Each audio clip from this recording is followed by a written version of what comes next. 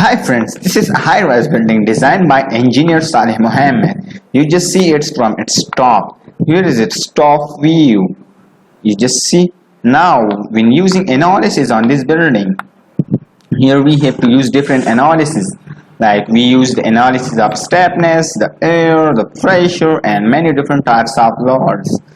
We have to analyze this. Here is its base, and you just see its design. You see its design from its top. What's this? And this, let's remove it. Here is its internal walls. Don't afraid. Okay. Here is it external wall. You just see its thermal stuff. No, nobody. Just scroll it down. Stop design. The high-rise building.